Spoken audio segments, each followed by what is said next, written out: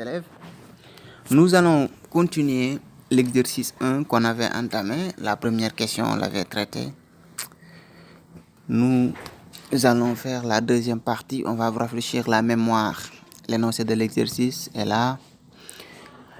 Pour préparer une solution S d'hydroxyde de sodium Na++ OH- de molarité C égale 5 10 puissance moins 2 mol par litre, on dissout une masse convenable de soude dans un volume V égale 500 ml d'eau pure.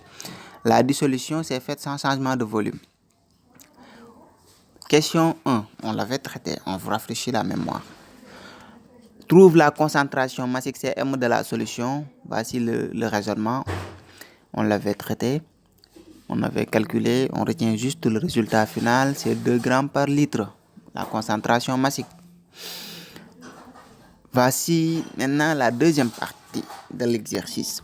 La deuxième partie nous dit, on partage la solution S en deux parties A et B, de volume respectif VA égale 150 ml et VB égale 350 ml. On nous demande de déterminer la quantité de matière dissolue dans chaque partie. Qu'est-ce que c'est une quantité de matière?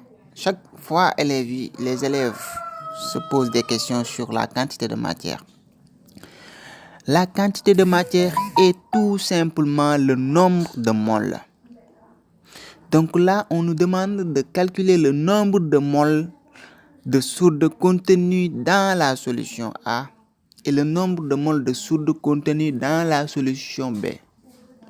La solution A et la solution B ont été obtenues par prélèvement. Lors d'un prélèvement, la concentration ne change pas. Donc la concentration, allez, on calcule. Calculons la quantité de matière Na contenue dans la solution A. Na égale à la concentration Ca multiplié par Va. On connaît le volume, c'est 150 ml. Nous, on connaît aussi la concentration, ne change pas. Donc c'est 0,05 toujours. On applique numériquement 0,05 fois 0,150. Et avec la calculatrice, nous obtenons 0,075 mol. Deuxième calcul. Calculons la quantité de matière contenue dans la solution SB. NB égale à CB fois VB. De même. Le volume VB de la solution B est donné en millilitres. On le convertit en litres. C'est 0,350 litres. Ca égale C, CB égale Ca égale C, c'est 0,05 mol par litre. Par suite, donc, on applique numériquement le nombre de moles de NaOH contenu dans SB, c'est 0,05 multiplié par 0,350. Par calcul, on obtient 0,0175 mol.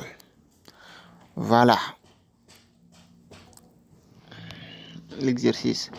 Si ça vous intéresse maintenant, la suite, ça reste de préciser la dernière question. Si ça vous intéresse, si la vidéo vous intéresse, je vous demande d'abonner à notre chaîne et n'oubliez pas d'activer la cloche de notification pour